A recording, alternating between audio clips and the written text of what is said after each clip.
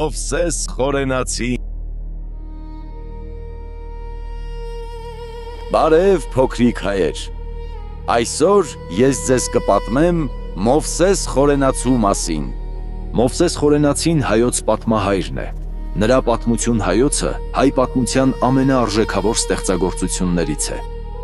Երբ Մեսրոպ Մաշտոցը բացեց իր առաջին դպրոցները, հայ երեխաները կարողացան սովորել կարդալ և գրել հայերեն։ Մովսեսը Մեսրոպ Մաշտոցի աշակերտներից էր և շատ էր սիրում սովորել։ Եվ այդպես ավարտվեց հեքիաթը։ Խնդրում եմ, պատմիր ինձ Հայկ Նահապետի մասին։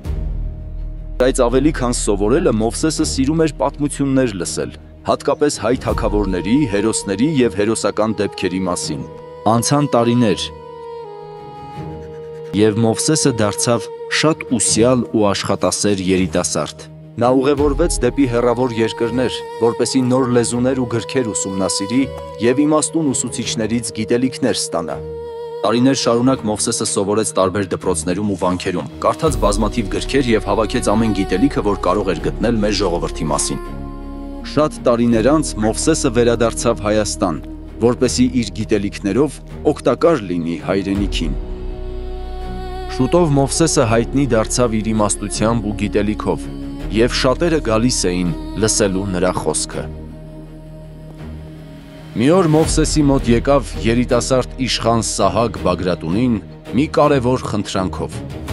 Հայր Մովսես, ուզում եմ, որ գրես հայոց պատմությունը, որպեսզի մենք հիշենք մեր անցյալը և փոխանցենք այն ապագա սերունդներին։ Իշխան Սահակ Բագրատունի.